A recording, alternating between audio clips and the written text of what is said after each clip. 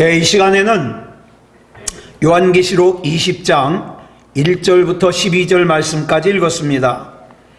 오늘은 요한계시록 47번째 시간으로 부제목은 사탄 멸망의 3단계입니다. 사탄 멸망의 3단계. 지난 시간에 말씀드린 바와 같이 요한계시록 20장의 주제는 천년왕국입니다. 그런데 성경을 보면 천년왕국이라는 단어가 나오지 않아요. 그럼 이 천년왕국이라는 말이 어떻게 생겼냐? 그냥 설교자들과 학자들이 오늘 본문 말씀을 설명하기 위해서 만들어낸 단어예요. 그러면 성경에는 뭐라고 나왔냐? 천년 동안, 천년이 차도록, 천년이 차기까지, 이런 말이 6번 나와요. 그래서 천년 동안 우리가 예수 그리스도와 함께 왕노릇한다. 그래서 천년왕국이라고 부르는 거예요. 그러면 우리가 이 요한계시록 20장을 보면서 우리가 오해하고 있는 것들이 뭔가, 또 이 천년왕국의 진짜 의미가 뭔가, 이런 거를 좀 살펴보도록 하겠습니다. 오늘 본문에는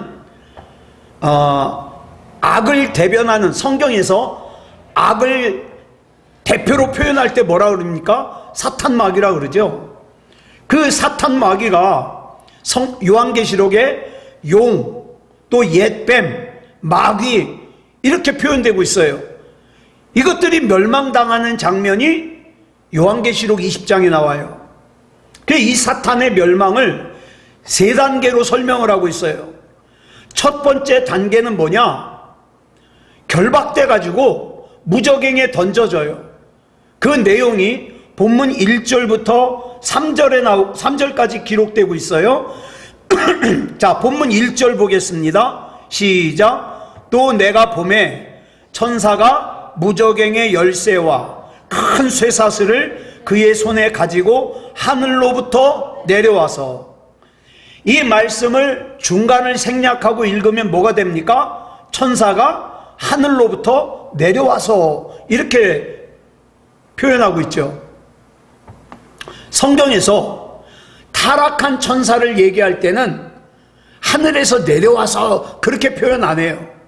뭐라고 합니까? 하늘에서 떨어지다, 이렇게 표현합니다. 그런데 여기서는 천사가 하늘로부터 내려왔다, 이렇게 표현한 것으로 봐서 이 천사는 진짜 천사다운 천사예요. 그런데 이 천사의 손에 뭐가 들려져 있다 그랬죠? 무저갱의 열쇠와 큰 쇠사슬. 자, 열쇠와 큰 쇠사슬. 여기 나오는 무저갱을 헬라어로 아비소스라 그래요.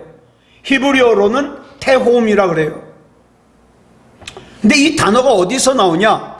창세기 1장 2절을 보면 흑암이 깊음 위에 있고 그러죠. 여기서 이 깊다라는 뜻의 단어가 바로 태움이에요. 깊다. 자, 그리고 한자로는 무저갱이라 그러는데 없을 무자, 바닥 저자, 동굴 갱자예요. 그러니까 이 무저갱은 뭐냐?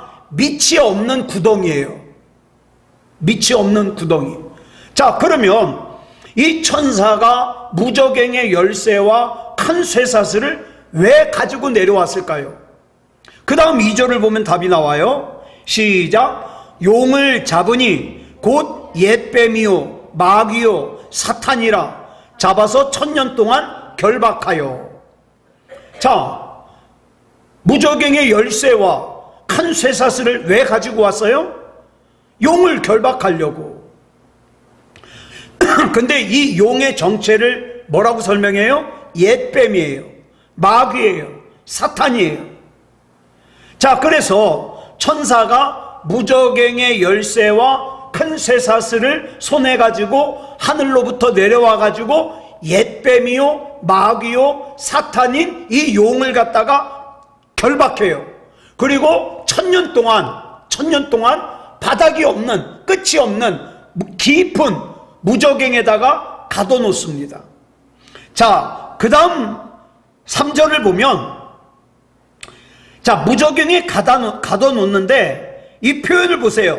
던져놓다, 잠그다, 그 다음에 임봉하다. 임봉이 뭐예요? 아무도 열 수 없도록 도장을 찍어 놓는 거예요. 임봉, 예전에 설명드렸죠.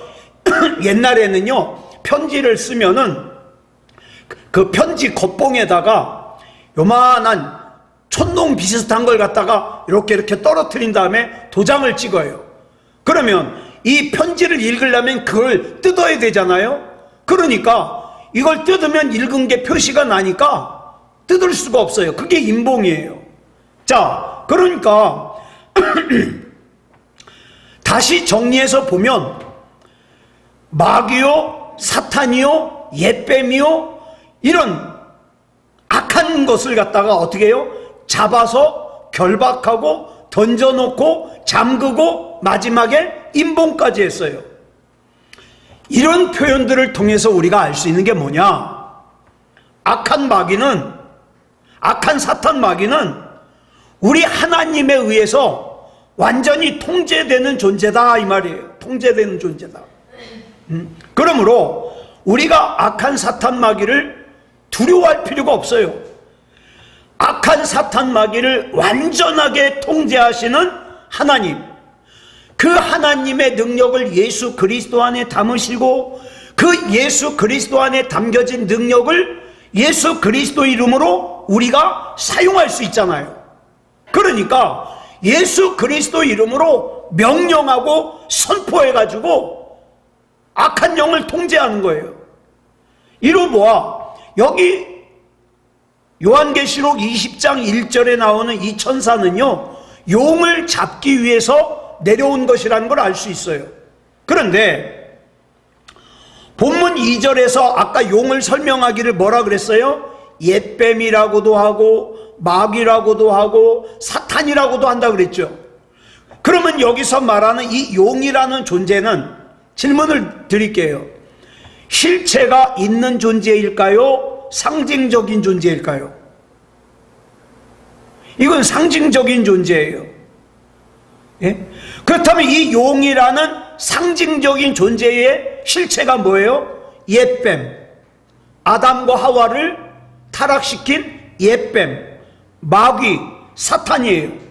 이게 요한계시록의 중요한 원리예요. 자, 그러면 옛날 에덴 동산에서 선악과를 따먹게 했던 그 옛뱀이 지금은 우리에게 유혹을 할까요? 안 할까요? 하죠. 그 옛뱀 때문에 옛날에 아담과 하와는 선악과를 따먹었지만 지금은요, 예배를 안 드리는 거예요. 기도를 안 하는 거예요. 하나님을 멀리하는 거예요. 이렇게 역사를 하는 거예요. 이게 요한계시록의 중요한 원리예요.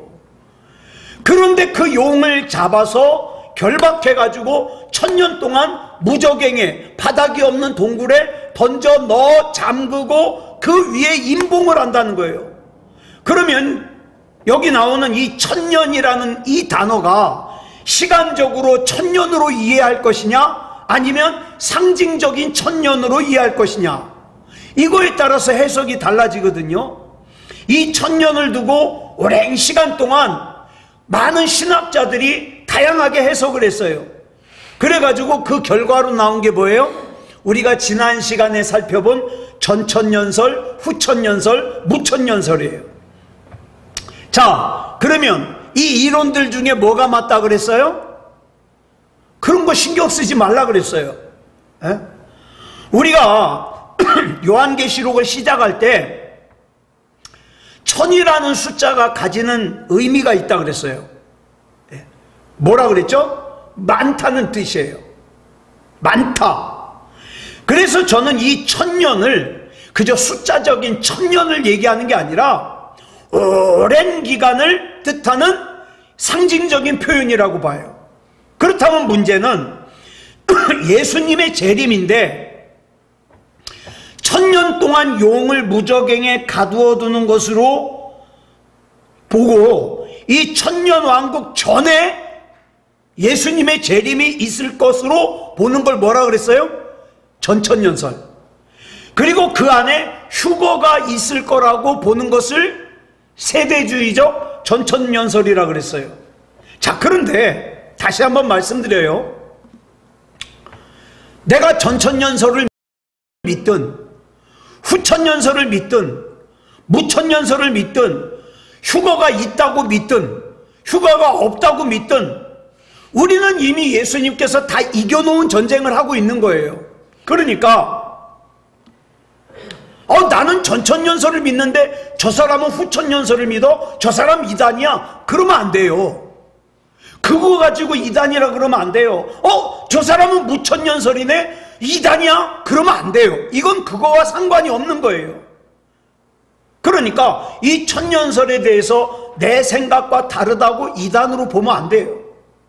자, 본문 3절 보겠습니다. 시작. 무저갱에 던져 넣어 잠그고 그 위에 임봉하여 천년이 차도록 다시는 만국을 미혹하지 못하게 하였는데 그 후에는 반드시 잠깐 놓이리라. 여기서 무저갱에 가두었다는 것은 어떤 진짜 구덩이를 파고서 거기 가두었다는 뜻이 아니라 아까 말씀드린 대로 하나님을 이길 수 없는 상태로 통제하게 됐다는 거예요. 우리가 흔히 깊은 절망에 빠졌을 때 뭐라고 표현해요? 절망의 늪에 빠졌다. 진짜 늪에 빠진 거 아니잖아요. 그런 거예요. 진짜 늪에 빠진 게 아니라 절망에 빠졌다는 것을 뜻하듯이 무저갱에 던져지고 잠그고 임봉했다는 것은 하나님께서 완벽하게 제압하셨다는 거예요. 통제하셨다는 거예요. 근데 문제가 있어요. 본문 3절 끝에를 뭐라고 끝나고 있어요? 줄친 것만 시작. 그 후에는 반드시 잠깐 놓이리라. 이 말씀이 문제예요. 왜 잠깐 놓일까요? 이게 이제 악한 영들의 최후의 발악이에요. 자기의 마지막이 가까웠다는 걸 알고 어떡합니까? 최후의 발악을 하는 거죠. 하나님을 대적하는 존재들을 모아요. 그래가지고 싸우는 거죠. 아까 본문 1절에서 3절까지는 천년 동안 무저갱에 던져지게 되는 사탄 마귀의 모습을 묘사하고 있다 그랬어요. 그 다음에 이제 이어지는 본문 4절부터 6절까지는 뭡니까? 그렇게 이제 무저갱에 가둬놓고 어떻게 해요? 천년 동안 왕노릇하게 되는 예수 그리스도와 그 다음에 천상의 성도들의 모습을 묘사하고 있어요. 자, 본문 4절 볼까요? 시작. 또 내가 보좌들을 보니 거기에 앉은 자들이 있어 심판하는 권세를 받았더라. 또 내가 보니 예수를 증언함과 하나님의 말씀 때문에 목배임을 당한 자들의 영혼들과 또 짐승과 그의 우상에게 경배하지 아니하고 그들의 이마와 손에 그의 표를 받지 아니한 자들이 살아서 그리스도와 더불어 천년 동안 왕노릇하니. 자, 여기 보세요. 여기 보니까 우상에게 경배하지 않은 사람들, 그들의 이마와 손에 그의 표를 받지 않은 사람들, 이런 사람들이 어떻게 해요? 살아서 그리스도와 더불어 천년 동안 왕노릇을 한다. 이게 우리가 흔히 말하는 천년 왕국이에요. 자, 예수님을 증언하는 일, 하나님의 말씀을 증언하는 일, 그 다음에 짐승과 우상에게 경배하지 않는 것, 그 다음에 이마와 손에 짐승의 표를 받지 않음으로써 순교를 당한 성도들이 부활해서 예수님과 함께 천년 동안 왕노릇한다. 그런데 이 모습을 데살로니가전서 4장 16절부터 17절에 보면 예수님이 재림하실 때의 광경을 더 자세하게 설명하고 있어요. 같이 읽어볼까요? 시작. 주께서 호령과 천사장의 소리와 하나님의 나팔 소리로 친히 하늘로부터 강림하시리니 그리스도 안에서 죽은 자들이 먼저 일어나고 그 후에 우리 살아남은 자들도 그들과 함께 구름 속으로 끌어올려 공중에서 주를 영접하게 하시리니 그리하여 우리가 항상 주와 함께 있으리라. 자, 여기 보니까 예수님께서 재림하시는 나팔 소리가 나면 첫 번째로 그리스도 안에서 예수 믿다가 구원받고 죽은 사람들, 다시 말해서 예수 그리스도를 구주로 영접하고 구원받고 죽은 자들이 먼저 일어나요. 그들이 휴거가 돼요. 아마 저는 참 기대가 돼요. 어떤 광경일까? 무덤이 쩍쩍 갈라질까? 아니면 무덤은 그냥 있는데 그 안에 있던 존재들이 부활해가지고 휴거될까? 참 궁금해요. 자, 그렇게 구원받고 죽은 자들이 먼저 부활해가지고 휴거하고 난 다음에 살아남은 사람들도 휴거가 돼요. 그리고 공중에서 신랑 되신 예수님을 영접하고 그 다음에 어떻게 해요? 7년 대환란이 시작돼요. 그때부터 이 지상에는 참 고통스러운 일이 7년 동안 펼쳐지는데, 그러면 예수님을 만난 사람들은 어떻게 되냐? 그 7년 동안 공중에서 혼인잔치를 해요. 그 다음에 그 혼인잔치가 끝나면 예수님과 함께 다시 이 땅에 내려오게 된다, 이 말이에요. 근데 지난번에도 제가 말씀드렸듯이 저는 예수님께 앙탈을 부려서라도 안 내려오고 싶어요. 전 그냥 하늘나라에 있고 싶어요. 아, 이 땅이 뭐가 좋다고 또 내려와요? 물론 천년왕국을 한다면 아름답게 변하겠죠. 그렇지만 저는 별로 이 땅에 다시 오고 싶은 생각 없어요. 자, 그래서 여기서 말하는 천년은요, 앞에서 말씀드린 바와 같이 딱 천년을 얘기하는 게 아니라 오랜 기간을 뜻한다, 이렇게 보는 게 저는 그렇게 봐요. 그 다음에 이제 이어지는 게 뭐냐? 사탄 마귀의 두 번째 초점, 멸망하는 초점 뭐냐? 곡과 마곡의 전쟁이에요. 이 전쟁은 아까 말씀드린 대로 악의 세력이 똘똘 뭉쳐요. 그 다음에 사탄 마귀가 잠시 풀려나가지고 그 악한 마귀를 갖다가, 악한 영들을 갖다가 똘똘 뭉쳐가지고 어떻게 해요? 하나님을 대적하는데, 성경에 보니까 하늘에서 불이 내려와 그들을 진멸한다 그랬어요. 그러니까 여기서 사탄 마귀와 악한 세력을 진멸하는 것은 그냥 무력하게 끝나는 게, 무력하게 만드는 데서 끝나는 게 아니라 거기서 한 걸음 더 나아가서 멸망으로 전개되는 거예요. 이게 그 유명한 아마겟돈 전쟁이에요. 이 세상에서의 마지막 전쟁. 자, 본문 7절부터 8절까지 보겠습니다. 시작. 천년이 참해 사탄이 그 옥에서 놓여 나와서 땅의 사방 백성 곧 곡과 마곡을 미혹하고 모아 싸움을 붙이리니 그 수가 바다의 모래 같으리라. 자, 여기 나오는 이 마곡은요, 지난 시간에 말씀드렸죠. 에스겔서 38장과 39장에 나오는 나라 이름이에요. 그 다음에 이 마곡이라는 나라의 왕이 누구냐? 곡이라는 사람이에요. 곡. 그래가지고 그런 말씀 드렸잖아요. 마곡은 꼭 발음이 모스크바 같다 그래서 모스크바라고 하는 사람들이 있다고. 말도 안 되는 주장이에요. 자, 이 곡과 마곡은 성경에서 하나님의 백성을 괴롭히는 존재로 쓰여지는 이름이에요. 자, 그렇다면 이 본문 7절에 나오는 천년이 참해, 이게 무슨 뜻일까요? 천년이 참해. 여기서 천년이 참해, 참해로 번역된 단어가 또 다르게 번역을 하면 뭐가 되냐? 끝남해가 돼요. 천년이 끝남해. 즉 이 말은 이제 사탄이 완전히 결박당하여 영원한 지옥 형벌에 들어가야 될 때가 됐다는 거예요. 자, 그러면 이제 세 번째, 사탄 마귀의 멸망의 세 번째 단계가 뭐냐? 사탄 마귀가 불못에 들어가요. 최후의 심판의 화살이 사탄 마귀를 향해 가고 있다는 거죠. 근데 여기 중요한 말씀이 나와요. 뭐냐? 본문 10절 볼까요? 시작. 또 그들을 미혹하는 마귀가 불과 유황못에 던져지니 거기는 그 짐승과 거짓 선지자도 있어 세세토록 밤낮 괴로움을 받으리라. 자, 보세요. 여기 보니까 마귀만 그곳에 들어가는 게 아니에요. 뭣도 들어가요? 짐승도 들어가요. 또 거기에 뭣도 들어가요? 거짓 선지자도 들어가요. 거짓 선지자. 복음을 잘못 전한 거짓 선지자도 여기 들어간다고요. 이단을 갖다가 선전하던 사람들도 들어간다. 이게 최종적인 결과예요. 이제 그 다음에 나오는 내용이 뭐냐? 백보자 심판인데, 여러분, 이 백보자 심판 때 앞에 섰을 때에는 내가 살아생전에 했던 모든 행위들이 다 거기서 드러나게 돼 있어요.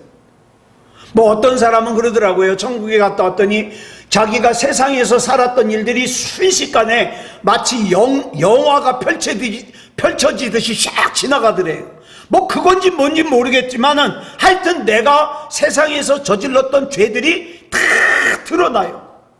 그래서 이 내용으로 옛날에 저 어렸을 때 부흥 강사들이 부흥회를 할 때 이 얘기를 참 많이 했어요. 예수는 믿었는데 세상에서 내가 예수님을 위해서, 복음을 위해서 아무것도 한 게 없어요. 그러면 그런 사람은 겨우 구원받았잖아요. 그러면 천국에 가면은 개털모자 하나 씌워준대요. 개털모자. 왜? 면류관을 쓸 수가 없으니까. 이건 성경에 없는 말이에요. 근데 부흥 강사들이 이런 얘기를 많이 했어요. 자, 본문 11절 볼까요? 시작. 또 내가 크고 흰 보좌와 그 위에 앉으신 이를 보니 땅과 하늘이 그 앞에서 피하여 간데 없더라.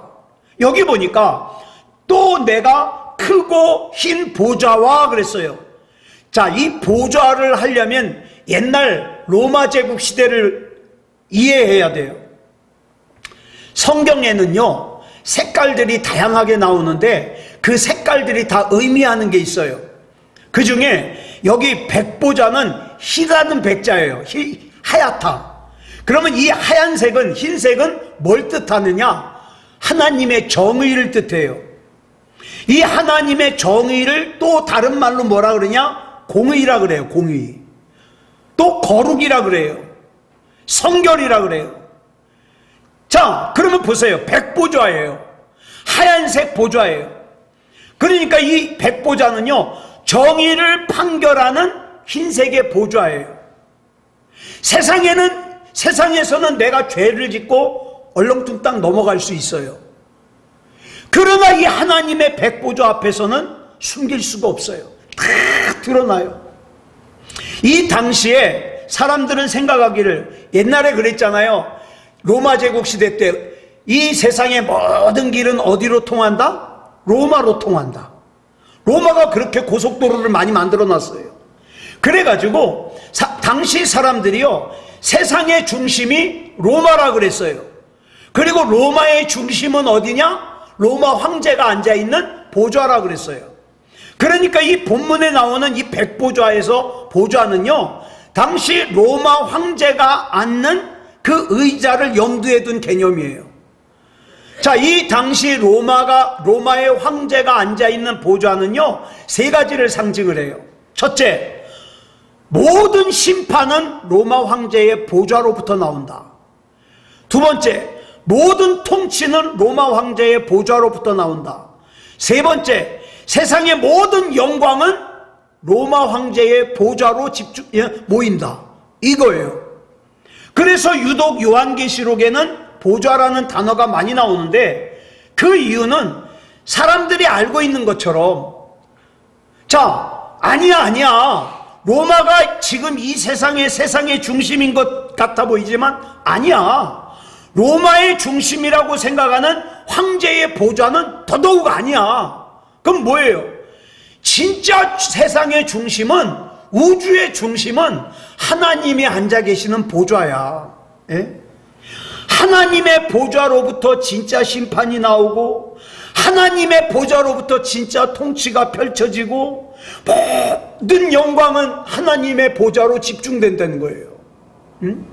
그래서 우리가 요한계시록을 살펴보면서 이사야 6장 얘기를 많이 했잖아요. 이사야 6장 1절에 보면 뭐라고 시작해요? 우시야 왕이 죽던 해에, 당시 52년간 유다를 갖다가 통치했던 이 우시야라는 왕은요, 얼마나 통치를 잘했는지, 이 유다가, 이스라엘이 가장 부자로 행복하게 살았을 때가 솔로몬 때예요. 또 다윗 왕 때예요. 그 다음에 세 번째로 누구라 그러냐? 우시야 왕 때예요.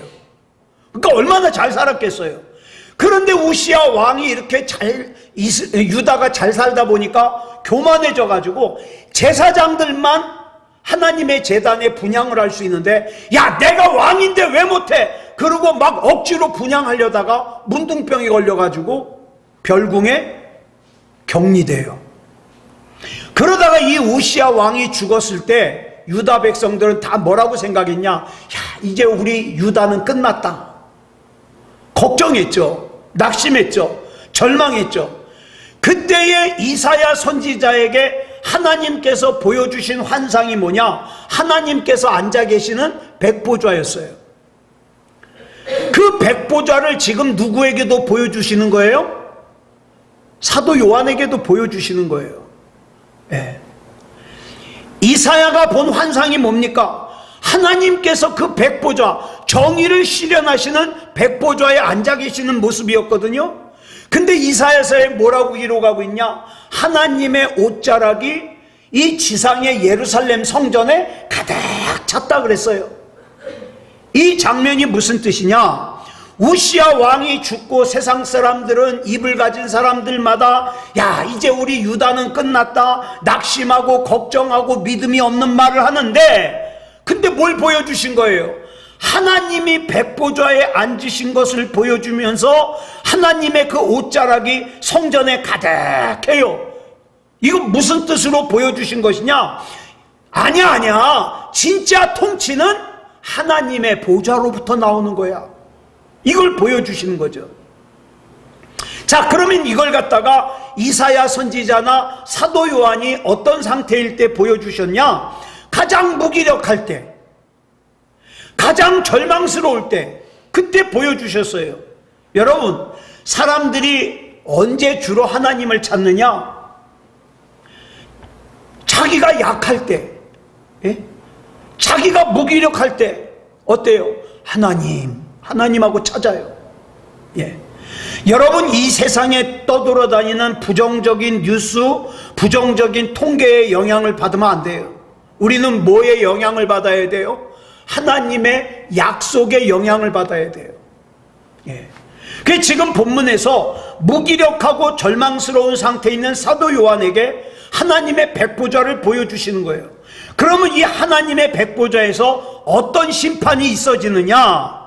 오늘 본문 12절 같이 보겠습니다. 시작. 또 내가 보니 죽은 자들이 큰 자나 작은 자나 그 보좌 앞에 서 있는데 책들이 펴있고 또 다른 책이 펴졌으니 곧 생명책이라.